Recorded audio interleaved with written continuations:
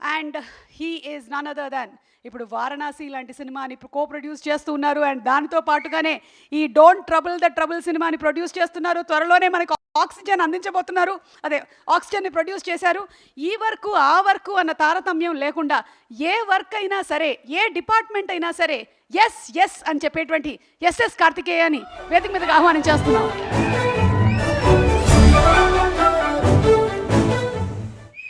So S S Karthikeya, Karthikeya to please address the gathering. అందరికీ వచ్చినందుకు చాలా థ్యాంక్స్ అండి.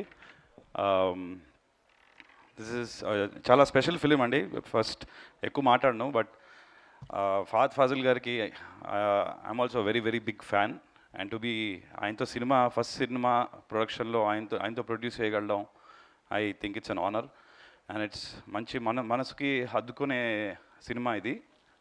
మీ టీజర్ చూసిన తర్వాత వచ్చే అసెట్స్ చూసిన తర్వాత మీకే అర్థం అవుద్ది. I hope you enjoy the teaser. Thank you.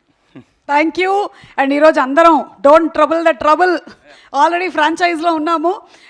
ఈ శుభ సందర్భంలో నేను ఇంకొక క్వశ్చన్ కూడా మిమ్మల్ని అడగాలనుకుంటూ ఉన్నాను.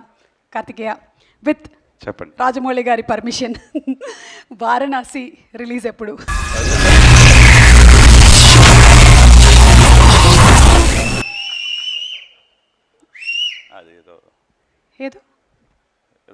ఏదో ప్రాబ్లం వచ్చింది, అది నాకు కూడా కనిపించింది ఏంటో. Okay, I ask it again. Varanasi cinema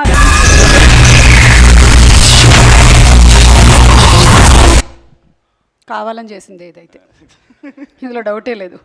ఇందాక బై మిస్టేక్ ఏమో అనుకున్నాను.